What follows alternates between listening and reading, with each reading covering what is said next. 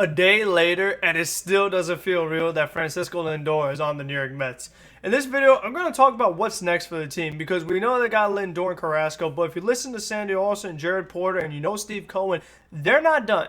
They still have money left to spend this season, a decent amount. In this video, I'm going to look at the different scenarios, different players that the Mets could get to really build an all-around nice team because they got two big needs done with this Lindor trade. Obviously, getting the pitching of Carrasco and the bat and glove of Francisco Lindor. If you guys like this video, just taking a look at the overall team and just kind of doing potential scenarios, hypotheticals, make sure to leave a like. Comment, what moves would you like to see the New York Mets to do next? We'll talk about spring. I'm also going to talk about the luxury tax in this video and why it is such a big deal because it's very easy to say, oh my gosh, look at the money Cohen has. Just sign everybody, go for the tax, who cares? But it's not as simple as that. There are some things that could happen that really are not good for your team the further you go above the tax. And as always, make sure to subscribe. We hit 700 subscribers, so now we're working our way to 800. I really appreciate the support. Love talking to you guys in the comments section. If you're subscribed already, tell a friend or let me know what kind of videos you would like to see that would really make you be like, you know what, he went out of the way to make this video for me. Let me hit subscribe. Just let me know what it is, just trying to get the channel growing. I'm trying to work as hard as I can to really get this thing moving. So let's talk about the different scenarios. As of right now, the New York Mets salary is around 181, 182. Everybody's got a little bit different variation of what the number is. But we know that the number you don't want to go above is 210. So that means that New York Mets have around $27 million left to spend. Now, the guy that we're all thinking about is George Springer, and understandably so because the Mets still could use a traditional center fielder.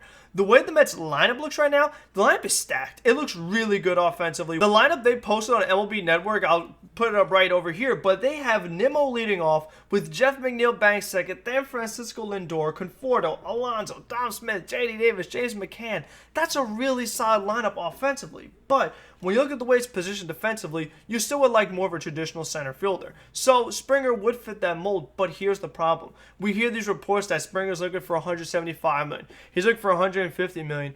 If the Mets were to do that, all of a sudden, boom, you're over the tax. And Jared Porter and Sandy Alston have said that that isn't necessarily impossible for them to go over the tax. It could happen.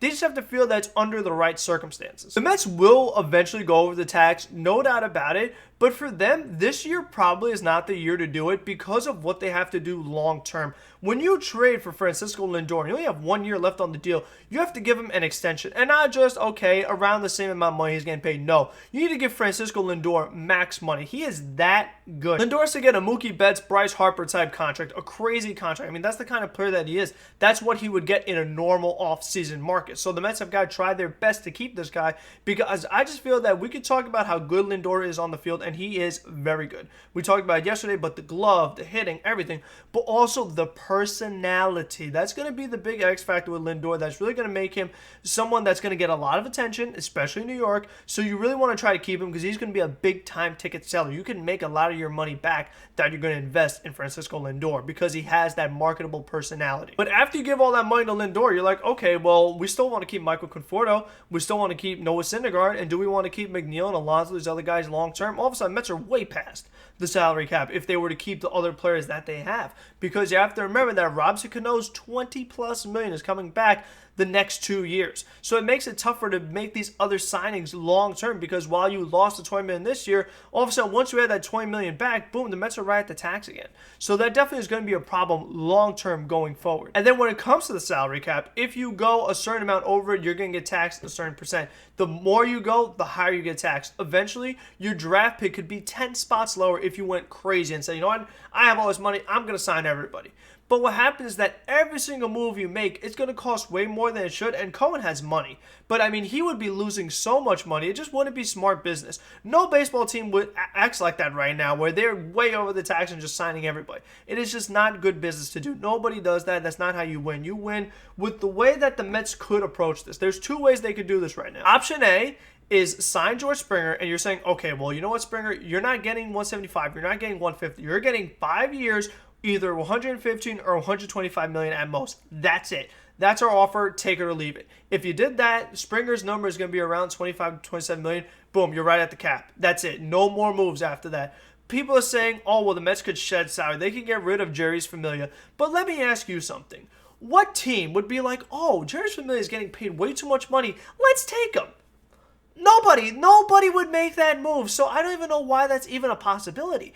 If I have to attach a prospect to get rid of Jeurys Familia's horrible contract, that is not good business. That is not a good baseball move. Because Brody screwed us, why would I screw myself again to give up a prospect just because Brody gave me this bad contract with Jeurys Familia? I'm not doing that. I just don't think that is the right thing to do. So the other salary the Mets could shed, it's like, okay, could you get rid of Gazelman's contract? Could you get rid of Matz's contract? That's like $2 to $5 million. You're not saving that much. That's not enough to get Brad Hand. That's not enough to make other big-time moves besides George Springer. So it's not as simple as that. The other option for the Mets is, okay, well, we still need center field. Well, there's two good center fielders out there on the market. You can get Jackie Bradley Jr. or you can get Kevin Pillar.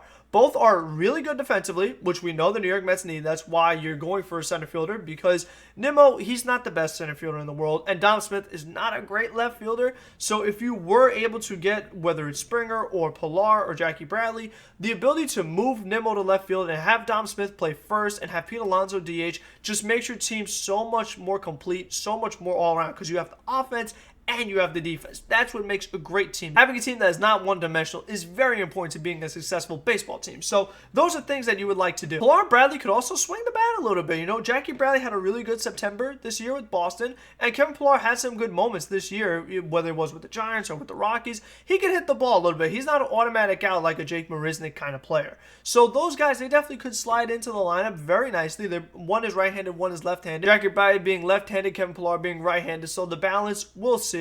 The fact that you got Lindor as a switch hitter, that definitely helps out the balance of the lineup, which is something that they needed. They were too left-handed heavy, and their lefties were the ones contributing, not the right. One of the underrated parts about the Fransicso Lindor trade that I didn't really cover yesterday because I was just too excited to really think was the fact that J.D. Davis batted third pretty much the entire season this year because the Mets needed right-handed balance. And now you have Lindor. Lindor could bat third, and all of a sudden J.D. Davis becomes the number 7 hitter. Could you imagine your number 3 hitter became your number 7 hitter? That's how much better Fransicso Lindor made the New York Mets line. So not only do you address center field by getting a Bradley or getting a Kevin Pillar, but you also could address the bullpen even more, which the Mets could use. Is something that Jared Porter has talked about, and it's something that makes a ton of sense. Brad Hand is now, like, other than Springer, my number 1 priority, number 1 guy I want to get on this team. Obviously, I'd be perfectly fine with Liam Hendricks, don't get me wrong, but I think Brad Hand's more realistic. You know, we have to be realistic about it. We have to be frank about it, and I just think that Brad Hand having a left-hander in that bullpen, a guy that's an all-star, he can close games, and having him in the back end of that bullpen, and if you could just get another starting pitcher, even now, the way the rotation is now, with DeGrom and Stroman and Carrasco and Peterson and Matz, if you put Lugo in the bullpen and you add Brad Hand, all of a sudden, the back end of the bullpen is Trevor May, Brad Hand, Seth Lugo, Edwin Diaz. That's a really nice back end of the bullpen, and now Jeurys Familia and Dylan Betances are your number 5 and 6 relievers. If you could get them to be anything close to what they used to be, all of a sudden Mets have a really good bullpen, which is, like, I can't believe I said that. For so long, I've talked about how bad the Mets bullpen has been, so it would be an alternate reality just to think of the Mets having a good bullpen. But having Steve Cohen as the new owner is an alternate reality. Let's say the Mets got Jackie Bradley Jr. for like $9 million or $10 million. You still have $18 million left to spend. You could get Brad Hand easily for $10 million because that's what he was going to make in Cleveland. He might get even less, maybe like 9 or 8. So you get that. You still have around anywhere from $7 to $10 million left. That means you can get another starting pitcher pretty cheap, a few million. You could get some more guys for your bench pieces. I really would like Marwin Gonzalez on this team. I've said it a million times, but another switch hitter plays everywhere. He can hit, and he could just play the positions well enough. You need more versatility on this team on the bench. Jared Porter said it. It's a long season. You need depth. And the Mets signed Brandon Drury today. That's fine and all, but he's not that great. I mean, if someone were to get hurt and Brandon Drury has to be on this team for a month, that's not exactly the great lineup that the Mets have projected right now. So you still do need some quality depth, and just be prepared for every scenario. Because if everybody were to stay healthy on the New York Mets, they would have a good team. But there's no guarantee everyone's going to be healthy. It is very rare that that happens for any team. You're always going to lose somebody, and you never know who it's going to be. So you have to be covered in every single area, because you're like, even though we have a good second baseman, McNeil, we still need someone else that could fill in. So you just need someone that could play in multiple positions. So, I mean, you have two scenarios. You have either Springer or you have Jackie Bradley, Brad Hand, another starting pitcher, and maybe some more bench pieces. Personally, I think it makes more sense for Mets to go for multiple pieces. I feel like that's what they're going to do, knowing Sandy and Jared Porter. But you know what? I could still see them getting Springer. People are saying the Mets are still the front runners for George Springer. I don't agree with that. I think that Toronto has so much money to spend, and they got to do something. I imagine that Toronto has to be willing to give Springer more than what the Mets are offering. And then it comes down to George Springer. Do you want to be with this team in the Mets that's being talked about a lot and there's a lot of buzz in New York? Or do you want to go to Canada and make a lot of money? That's up to George Springer. But until the next one, be safe, be smart, be healthy, and let's go Mets.